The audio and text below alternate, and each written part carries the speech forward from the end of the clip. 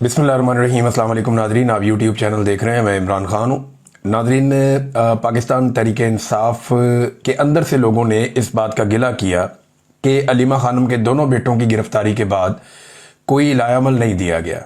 ना पार्टी में कोई आला सतह की मीटिंग हुई, ना इसके ऊपर कोई चीज़ें तय की गई, ना कोई लायामल ऐसा बनाया गया कि कारकुन निकलेंगे, एहतजाज करेंगे या आवाज़ उठाई जाएगी। वैसे ये मामला ऐसा है जिसपे पाकिस्तान के अंदर और पाकिस्तान के बाहर बैनुल अक़वामी सतह पे भी आवाज़ उठाई जानी चाहिए। ये तो इमरान खान साहब को दबाने के आखिरी हरबों में से एक है। अगर इमरान खान साहब की फैमिली को भी दबा लिया गया फिर तो कहानी ख़त्म। इमरान खान ऑलरेडी जेल में है, उनकी फैमिली को अगर दबा लिया जाता है तो बाहर जो मालूमात आती हैं वो आना बंद हो जाएंगी और चीज़ें उसी तरह कंट्रोल हो जाएंगी जैसे पाकिस्तान की मिलिट्री एस्टेब्लिशमेंट चाहती है। अब ये ओवरसीज पाकिस्तानियों की भी जिम्मेदारी है, वो भी आवाज़ उठाएं। जो पाकिस्तान के अंदर लोग हैं वो भी आवाज़ उठाएं, क्योंकि जो आखिरी आवाज़ें हैं उनको दबाने की कोशिश की जा रही है। इसमें आईएसएफ ने लीड ली है और आईएसएफ ऑफिशियल पेज के ऊपर ये छपा है कि इमरान खान और उनका ख़ानदान मुज़ामत का निशान बना हुआ है। उनकी बीवी, बहनें, भांजे सब ही इस फाशिस्ट निज़ाम का डट कर मुकाबला कर रहे हैं। कप्तान और उसके ख़ानदान से इज़हार यकजहती के लिए आईएसएफ मुल्क भर में एहतजाज का ऐलान करती है और 26 अगस्त बरोज़ मंगल मुल्क भर में कप्तान और उसके ख़ानदान से इज़हार यकजहती के लिए पुरअमन एहतजाज होगा। तो ये 26 तारीख मंगल वाले दिन यानी परसों के लिए ऐलान कर दिया आईएसएफ ने। अब देखते हैं कि अदालतों में भी जाना है, किस तरह लोग पहुंचते हैं, क्योंकि ये आवाज़ें अगर अब दब गई ना, अलीमा खानम की आवाज़ भी बंद हो गई तो बाकी आवाज़ें तो ऑलमोस्ट बंद हो ही चुकी हैं। अब ये एक आवाज़ रह गई, अगर ये भी बंद कर दी गई और कुछ आवाज़ें थोड़ी बहुत बाकी हैं उन्हें भी दबा लिया गया तो फिर पाकिस्तान में बोलने वाला कोई नहीं बचेगा।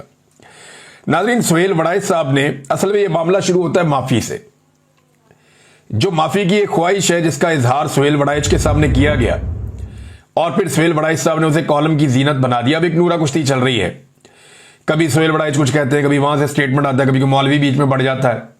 तो ये एक नूरा कुश्ती चल रही है। एक्चुअली ये इशू इतना बड़ा है और इतना प्रॉब्लमेटिक है क्योंकि इसके आलमी सतह पे और पाकिस्तान के अंदर बड़े नताइज हो रहे हैं और बहुत ज़्यादा इसके इम्प्लीकेशंस हैं। जैसा कि जब आलमी सतह पे जाते हैं फील्ड मार्शल या उनके साथी तो वो ये कहते हैं जी अदालतों में मामला है इमरान खान का, हमारा उससे क्या लेना देना। लेकिन जो सुहेल वड़ाइच ने तस्दीक की कि नहीं ये माफ़ी मंगवाना चाहते हैं, जब माफ़ी हो जाए तो मामला ठीक हो जाएंगे, इमरान खान बाहर भी आ जाएगा। बाकी लोगों ने भी इससे मिलती जुलती बात बार बार की हुई है।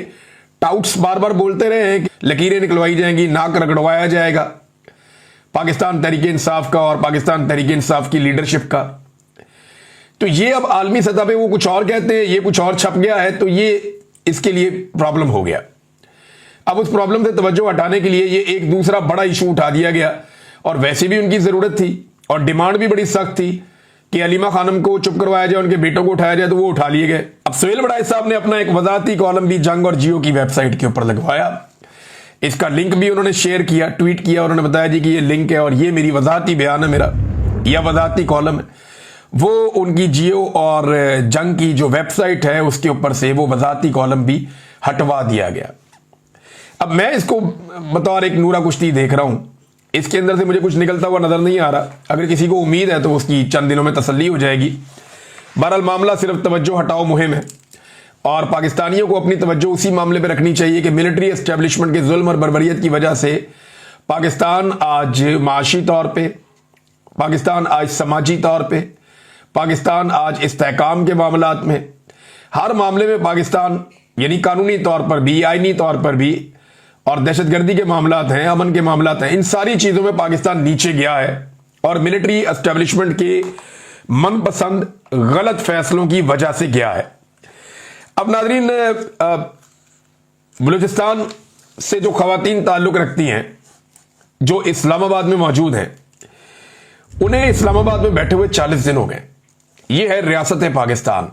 ये मजलूम ख़वातीन है, किसी का बेटा गायब है, किसी का भाई गायब है, किसी का बाप गायब है, किसी का कोई और रिश्तेदार गायब है, किसी का शौहर गायब है और ये ख़वातीन सड़कों के ऊपर आकर बैठी हुई है कि जनाब हमें इंसाफ दो।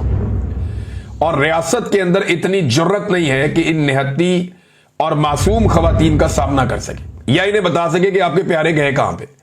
या उन्हें जबरी तौर पे लापता किया है तो रिस्पॉन्सिबल कौन है और किसने किया और क्यों किया? किसी अदालत में उन्हें पेश कर नहीं सकते। जबरी गुमशुदगियां इन्होंने मसाइल का हल समझ ली हैं। इंतजार हुसैन पंजूथा साहब की आपने हालत देखी थी जब उन्हें जबरी तौर पे लापता किया गया था। मसला क्या था कि वो इमरान खान साहब से मिलते थे, इंफॉर्मेशन बाहर आ जाती थी। उन दिनों में गंडापुर साहब को भी सूट नहीं कर रहे थे इंतजार हुसैन पंजूथा साहब, और जिस वक्त उन्होंने मालूमात देनी थी और जाकर मिलना था उन्हें उस वक्त जबरी तौर पे लापता कर दिया गया। और उसके बाद काफी दिन गुजर गए, जब वो मंजरे आम पे आए तो उनकी हालत आपको याद है, बाकी लोगों की भी। तो जबरी गुमशुदगी का कोई जवाब नहीं है। या वकला को किया गया, सहाफियों को किया गया, शायरों को जबरी तौर पे लापता किया गया। अहमद फरहाद साहब का वाकया आपको याद होगा, कितना जुल्म उनके ऊपर किया गया। तो ये खवातीन 40 रोज हो गए वहां बैठी हुई। अब कल ही का स्टेटमेंट है जस्टिस अतर मिनुल्लाह साहब का, सुप्रीम कोर्ट ऑफ पाकिस्तान के जज हैं। वो खुद इस बात पे जोर दे रहे हैं कि आजाद अदलिया और आजाद जजेस की जरूरत है हमें पाकिस्तान में। ना पाकिस्तान में आजाद अदलिया है, ना पाकिस्तान में आजाद जजेस हैं। वो ये कहते हैं कि अगर खुद रियासत ही गुमशुदा केसेस में मुलव्वस है तो अदलिया फिर कुछ नहीं कर सकती। उन्होंने शर्म दिलाते हुए कहा कि हमें शर्म आनी चाहिए। मैंने चीफ जस्टिस को खत भी लिखा, लिख के बताया, लेकिन फायदा नहीं हुआ। तो जजेस जिम्मेदार हैं, ये खुद जस्टिस अतर मिनुल्लाह कह रहे हैं। लेकिन जजेस पहले कंप्रोमाइज करते थे सिस्टम के लिए थोड़ा बहुत। तो थोड़ा बहुत जब कंप्रोमाइज करते थे ना, उस वक्त भी मैंने कई दफा कहा कि आप ये ना करें। अब वो जो कंप्रोमाइज थोड़ा बहुत करते थे उसका नतीजा आज ये निकला है कि आज पूरा का पूरा सिस्टम ही कंप्रोमाइज हो गया है। अगर जजेस उस वक्त डटकर खड़े हो जाते कि 90 दिन में इलेक्शन करवाने हैं, तो आज पाकिस्तान की मिलिट्री एस्टेब्लिशमेंट की मुट्ठी में पाकिस्तान इस तरह ना होता, पूरा निजाम इस तरह उनकी मुट्ठी में ना होता जिस तरह ये अभी है। अगर 90 दिन में ये आईनी तौर पे इलेक्शन करवा देते, लेकिन सब दोनों बियां की गई। उसके बाद इसी जुडिशरी ने कादी फायद ईसा को बर्दाश्त किया। फिर कादी फायद ईसा ने जो पाकिस्तान की अदलिया के साथ किया वो आपके सामने। अब सोने पे सुहागा जो अब जजेस आए हुए हैं उन्होंने तो उससे भी ज्यादा तबाही फेर दी है। बल्कि 26वीं आईनी तरमीम के बाद अदलिया को मुकम्मल तौर पर तकरीबन तबाही कर दिया गया है। मारक बलोच का आमना जजुआ साहिबा का नाम जस्टिस अतर मिनुल्लाह किसी और तरह लेते हैं। रियासत कहती है वो दहशतगर्द है या दहशतगर्दों के सहूलतकार है। भाई वो तो कानून और आइन के मुताबिक इंसाफ मांगते हैं। मारक बलोच में अभी अदालत में आकर क्या कहा कि इस मुल्क में कोई आइन और कानून है या नहीं है? भाई है तो उसके मुताबिक आप इंसाफ दें ना। आप जबरी तौर पे गुमशुदगियां कैसे कर सकते हैं? अच्छा, पहले इन्हें लगता था कि मारक बलोच को उनके साथियों को दबा लेंगे। अब वो इतने अरसे से जेलों के अंदर बंद हैं, उनका डर ही निकलता जा रहा है। अब जब मैं उन्हें देखता हूं कि वो अदालतों में आए, पहले जब मैंने शुरू में देखा तो मुझे लगा थोड़ा सा एक दबाव उन पे है, लेकिन अब जब वो आते हैं तो वो अदालत को भी बेनकाब करते हैं, पूरे सिस्टम को बेनकाब करते हैं, खुलकर बात करते हैं और बहादुरी के साथ बात करते हैं। तो जितना आप किसी को ज्यादा जेल में रखते हैं उसका जेल का डर कम होता चला जाता है। जैसा कि इमरान खान साहब है। इमरान खान साहब के बाद इमरान खान साहब के बारे में एक के बाद एक गवाही आती है। या पीर साहब पगड़ा, ये सिंध के बहुत बड़े लीडर हैं, एक बहुत बड़े इज्तिमा से ये किताब कर रहे हैं। तो पीर पगाड़ा इमरान खान के बारे में क्या कहते हैं, जरा ये आप सुने कि उनके बारे में इमरान खान चोर है या नहीं है। ये पीर पगाड़ा साहब की बात आप सुने। इमरान खान को सब चोर कहते हैं, चलो ठीक है, चोर है ना। क्या किया है तोशाखाना में? क्या इमरान खान से पहले जो लोग आए थे, प्राइम मिनिस्टर या प्रेसिडेंट, उन लोगों ने कुछ नहीं लिया तोशाखाना से? उन लोगों ने गाड़ियां नहीं ली क्या तोशाखाना से? जबकि कानूनन वो गाड़ियां ले ही नहीं सकते। मेरी नजर में इमरान खान चोर नहीं है। तो मेरी नजर में इमरान खान चोर नहीं है। अगर इमरान खान चोर है तो फिर हम सभी चोर हैं। नहीं, पीर पगाड़ा कह रहे हैं जी कि अगर इमरान खान चोर है मेरी नजर में तो फिर हम सभी चोर हैं। और ये सब कह रहे हैं पाकिस्तान के जितने बड़े संजीदा सियाने सियासतदान हैं पुराने, वो सब इस बात में कायल हो गए हैं कि तारीख की मुश्किल तरीन जेल इमरान खान ने काटी है, तकालीफ बर्दाश्त की है, पूरे खानदान ने तकालीफ बर्दाश्त की है। बल्कि इमरान खान के साथियों ने, पाकिस्तान तहरीक इंसाफ ने जिस लेवल की तकालीफ बर्दाश्त की हैं, अयाज अमीर साहब ने एक अलग तरीके से उसकी तस्वीर खींचने की कोशिश की अपने कॉलम में। आप पढ़ें तो आपको आइडिया हो जाएगा। खास तौर पे उन्होंने यास्मीन राशिद साहिबा को जो एक खराज तहसीन पेश किया, वो एक बहुत बड़ी बात है। अब नाज़रीन आ जाए इस बात पे कि जिन्हें लाकर बिठाया गया है वो कौन लोग हैं। मरियम नवाज जापान के दौरे पर है, कौन से जहाज में गई? क्या पंजाब हुकूमत का कोई जहाज है, कोई कमर्शियल फ्लाइट है, किस में गई? नहीं, वो अपने बाप, अपने चाचा और अपनी खानदानी रवायत के मुताबिक पाकिस्तान के खर्चे पर, पाकिस्तानियों के बहुत बड़े खर्चे पर उन्होंने ये दौरा किया है। और ये जो दौरा किया है इसमें उन्होंने पूरे खानदान के खानदान जो है वो साथ लेकर पहुंचे हैं। मरियम नवाज के साथ अपना जो एक डेलीगेशन है जो विजिट कर रहा है उसमें 30 लोगों के नाम लिखे गए हैं और 16 करोड़ रुपया तो दौरे का इब्तदाई बजट था, फिर इजाफी पैसे वो भी खर्च हुए। अब 30 अरकान में मरियम नवाज की बेटियां, दामाद, नवासा, नवासी और बेटी की सहेलियां भी शामिल हैं। अंदाजा करें आप, ये है जी वफद जो पाकिस्तान से गया है जापान के दौरे पर।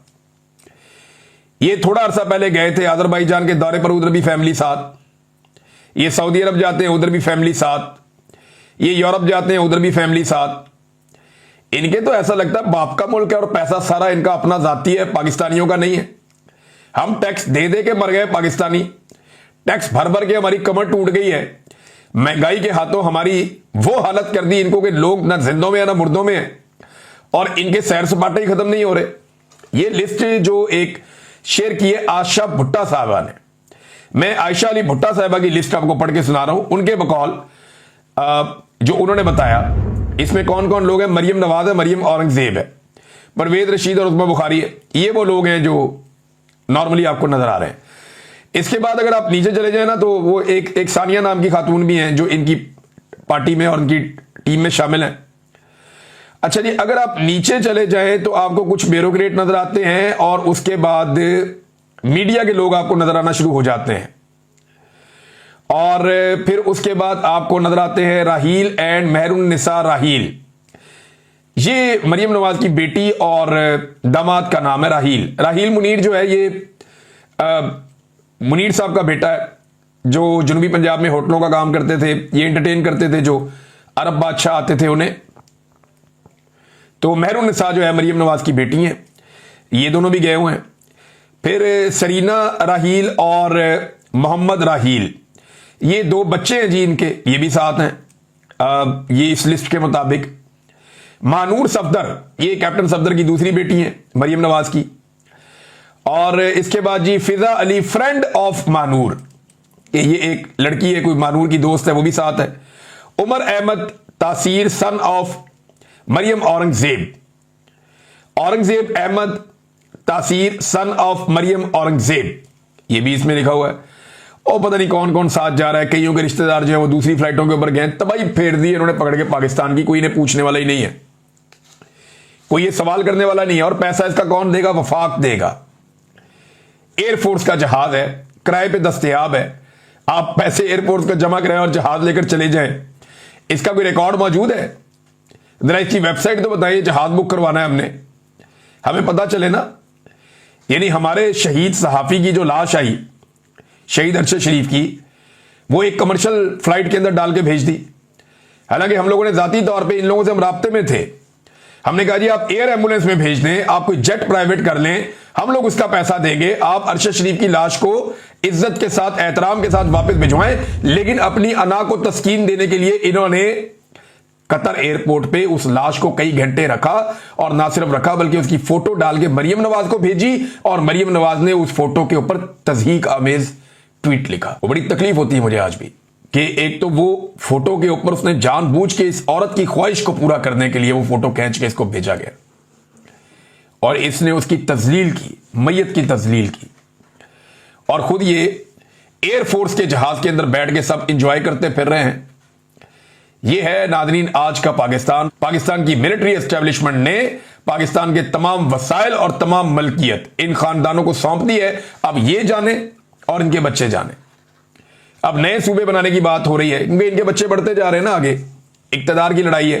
जनाब उसके 3 बच्चे हैं, उसके 2 बच्चे, ये सूबे ज्यादा बना दो, वो बच्चा उधर का वज़ीर आला बन जाएगा, वो उधर का बन जाएगा, वो उधर का बन जाएगा। ये घटियापन इन्होंने अब शुरू कर दिया कि जितनी इनकी औलाद है, जितनी इनकी शाखें, उतने ही सूबे बनाए जाओ। ये तो बादशाहत है ना। जब बादशाह की लड़ाई होती थी तो बादशाह क्या करता था, ये रियासत इस बेटे को दे दी, ये उसको दे दी, ये उसको दे दी, इसी तरह पाकिस्तान के टुकड़े बकरे कर रहे हैं ये बेशरम। और करवा कौन रहा है? Military establishment. और क्योंकि वो जो लोग इसके बारे में बयानियां फैला रहे हैं ना, वो नॉर्मली हमने मिलिट्री एस्टेब्लिशमेंट के करीब ही देखे या उनके तोफैलिये ही देखे हमने, इसके अलावा हमने उनको नहीं देखा। साथ में नाज़रीन, ये दुनिया से पैसे मांगने जाते हैं। जिस दुनिया से ये पैसे मांगने जाते हैं, जैसे जापान के पास गए, उनका शुक्रिया अदा किया कि जी आपका बहुत शुक्रिया, आपने हमारी इमदाद की, हमें आपने मदद दी, हमारे मुश्किल वक्त में आप हमारे काम आए। लेकिन साथ साथ जिन ब्रांड्स के कपड़े और जूते पहनते हैं, सोशल मीडिया पे वो जीनत बन जाता है।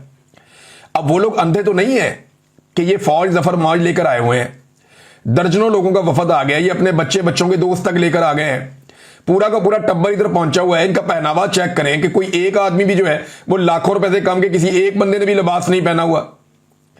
टका के ये पैसा इस्तेमाल कर रहे हैं। एयरफोर्स का ये तैयारा लेकर आ गए हैं इतना बड़ा, और प्राइवेटली लेकर आ गए हैं। जिन होटलों में ये ठहर रहे हैं, जो ये खा पी रहे हैं, जो इनकी अयाशियां हैं, जिन गाड़ियों में ये घूम रहे हैं, वो सारी चीजें देखकर उनको समझ नहीं आती कि उनका पैसा कहां जा रहा है। यानी खैरात लेने वाला मुल्क, इमदाद लेने वाला मुल्क, कर्जों पे चलने वाला मुल्क, क्या उसके हुक्मरान ऐसे हो सकते हैं? मुझे अच्छी तरह याद है कि रायविंड में मैं एक दिन खड़ा हुआ था बतौर रिपोर्टर, हम कवरेज कर रहे थे बाहर, तो एक अंग्रेज था वहां पे, जर्नलिस्ट आया हुआ था, किसी बैन अवी मीडिया से उसका ताल्लुक था, वो भी हम लोगों के पास था, उसने जाना था कोई शायद इंटरव्यू करना था अंदर। तो उसने ऐसे करके रायविंड को देखा पूरे को, और वहां जनाब हिरन है, मोर है, बड़ा माहौल बना हुआ है, बड़ा वीवीआईपी किस्म का वो था रायविंड। नवाज शरीफ साहब ने तो एक जन्नत बनाई हुई है। तो वो हमसे आके उसने सहाफियों से पूछा कि क्या आप लोग वाकई ये गरीब मुल्क है? तो हमने कहा यार वाकई बहुत गरीब मुल्क है हमारा। तो उसने कहा गरीब मुल्क के हुक्मरान ऐसे होते हैं, आप अपने जैसे लोगों को हुक्मरान क्यों नहीं बनाते? तो ये उसने बात सहाफी ने हमसे आकर पूछी थी, मुझे आज भी अच्छी तरह याद है, और हम जर्नलिस्ट बाद में बैठ के काफी देर तक इसके बारे में बात करते रहे। नादरीन, शेर अफजल मरवत साहब एक बार फिर खबरों में आ गए हैं। कम से कम उन्हें खबरों में रहना तो आता है, लेकिन इस दफा वो बहुत नेगेटिव तरीके से खबरों में आए। उनके कोऑर्डिनेटर होने का दावा किया शरीफुल्लाह साहब, उनका इस्तीफा भी सामने आ गया। उन्होंने कहा जी कि ये आदमी बेइज्जती करता है इमरान खान के खानदान की, और हम ये बर्दाश्त नहीं कर सकते, हमारी ये रवायात नहीं है। तो मैं शेर अफजल मरवत से अपनी अलहदगी कर रहा हूं, मेरा उससे कोई ताल्लुक नहीं है और मुझे कोई फायदा नहीं चाहिए, मैं शेर अफजल से अपना कता ताल्लुक ही करता हूं। और भी बहुत सारे लोगों ने शेर अफजल मरवत से ताल्लुकात जो है वो खत्म किए हैं। अब शेर अफजल मरवत ने इस दफा क्या किया, उन्होंने सोशल मीडिया पर चढ़ाई कर दी। इससे पहले अलीमा खानम साहिबा के बेटे की गिरफ्तारी पर उनका जोर था, बेटा जो है वो गिरफ्तार नहीं हुआ। अब वो काम हो गया है, बल्कि एक नहीं दो बेटे अलीमा खान के गिरफ्तार हो गए। और अब शेर अफजल मरवत साहब जो है वो पाकिस्तान तहरीक इंसाफ के सोशल मीडिया के ऊपर चढ़ दौड़े हैं। वजह क्या है? देखें, उन्हें, मुझे ऐसा लगता है शेर अफजल मरवत साहब को सुनने के बाद कि उन्हें चंद चीजों का वहम है। एक, उन्हें यह लगता है कि वो इंतहाई मकबूल आदमी है। हालांकि मुझे अच्छी तरह याद है जब मैंने पहली दफा शेर अफजल मरवत को देखा या सुना तो मुझे महसूस हुआ कि इस आदमी को एक इजाफी छूट मिली हुई है पाकिस्तान में। वो काम अली अमीन नहीं कर पा रहा, वो काम मुराद सईद नहीं कर पा रहा, वो काम बहुत सारे और लोग नहीं कर पा रहे जो इसको करने दिया जा रहा है। मुझे ऐसा लगा, क्योंकि देखा मैं सिस्टम से मार खाया हुआ, मुझे आइडिया है कि सिस्टम कैसे काम करता है। तो हालांकि शेर अफजल मरवत को इमरान खान का वोट मिला है। मुझे अच्छी तरह याद है लोग ये लिखा करते थे सोशल मीडिया पे कि ये देखो इमरान खान के वकील का हाल। अगर इमरान खान के वकील के पीछे लोग ऐसे निकल रहे हैं तो सोचो इमरान खान के पीछे कैसे निकलेंगे। तो जो भी हुआ वो इमरान खान के तुफैल हुआ। शेर अफजल मरवत साहब एक तुफैली हैं, उन्हें इमरान खान की वजह से लोगों ने जो है वो सर आंखों पे बिठाया और इमरान खान की वजह से ही वो नीचे गिर गए जब इमरान खान साहब को लगा कि ज्यादती हो गई है। जिस सोशल मीडिया ने शेर अफजल मरवत साहब को उठाया उसी ने जमीन पे गिरा दिया, क्योंकि सोशल मीडिया शेर अफजल मरवत के नहीं इमरान खान के नजरिए को फॉलो कर रहा था। फिर इमरान खान साहब ने सऊदी अरब के हवाले से जो मरवत साहब का स्टेटमेंट था ना, उसका बड़ा सख्त नोटिस लिया था। और वजह कुछ पाकिस्तान तहरीक इंसाफ के अंदर के सोर्सेज ये क्लेम करते हैं कि शेर अफजल मरवत का वो स्टेटमेंट उस वक्त पाकिस्तान की एस्टेब्लिशमेंट को सूट करता था और इसलिए शेर अफजल मरवत साहब ने वो स्टेटमेंट दिया तो इमरान खान साहब शदीद गुस्से में आए और फिर इमरान खान साहब ने शेर अफजल मरवत साहब को पार्टी से निकालने का फैसला कर लिया।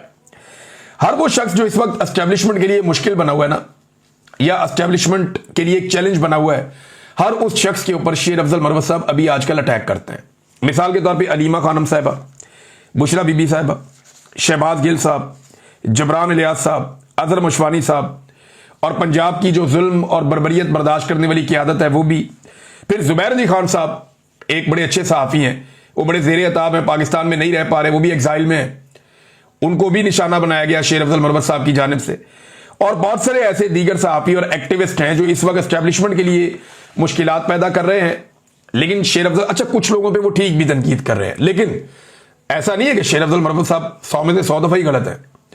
कुछ जगहों पे वो ठीक भी है, लेकिन ये इन लोगों के साथ वो ज्यादती करते हैं, क्योंकि ये लोग इस वक्त एस्टेब्लिशमेंट से लड़ रहे हैं, तो मरे हुए को नहीं मारना चाहिए।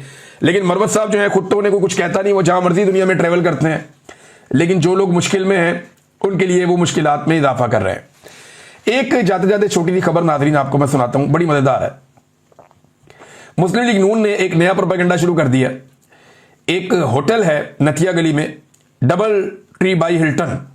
अब ये जो होटल है, ये इसके बारे में उन्होंने प्रोपेगेंडा किया कि ये अमेरिकी गुलकारा है पेरिस हिल्टन, उसने ये होटल बनाया। और जी हिल्टन खानदान के और भी बड़े होटल हैं, तो ये अमेरिका की इन्वेस्टमेंट आ गई जनाबे अली नथिया गली में, तो अमेरिका ने पाकिस्तान में मुस्बत आगाज हो गया जनाब इन्वेस्टमेंट का, ये हो गया तो वो हो गया। तो नून लीग इसको बड़ा चुक रही है काम को कि जनाब ये पेरिस हिल्टन का होटल है। वो हिल्टन नाम पड़ा ना, तो वहां से उन्होंने ये डाल दिया। और भाई ये चेन ही अलग है। ये 2021 में इमरान खान साहब ने नथिया गली में इसका इफ्तिताह किया था, इसका संगे बुनियाद रखा था। और ये दुबई के एक बिजनेसमैन हैं मुमताज मुस्लिम साहब, ये उनका होटल है। सादी बात ये है। लेकिन वो कहते हैं ना, जब आंखों में पट्टी बन जाए तो कुछ समझ ही नहीं आती। इनका बेचारों का वो हाल हो गया। मेरा नाज़रीन एक सवाल है कि ये जो लिस्ट है जो आयशा अली भुट्टा साहिबा ने दी है, जो मैंने आपको पढ़ के भी थोड़ा उसका हिस्सा सुनाया, क्या इस लिस्ट के ऊपर कि ऐसे ऐसे लोग ऐरे गैरे जापान का दौरा कर रहे हैं और सरकारी खर्च भी हो रहा है, तो क्या कोई इसके ऊपर आज प्रोग्राम करेगा टीवी चैनल्स पे और ये सवाल उठाएगा कि कौम के पैसे किस तरह उड़ाए जा रहे हैं? इसका कोई जवाब देगा? मेरे ख्याल में एस्टेब्लिशमेंट के डर से अब कोई मरीम नवाज के खिलाफ भी नहीं बोलता पाकिस्तान के मीडिया पे। अब तक के लिए इतना ही। अपना ख्याल रखिएगा, अपने इस चैनल का भी। अल्लाह हाफिज़।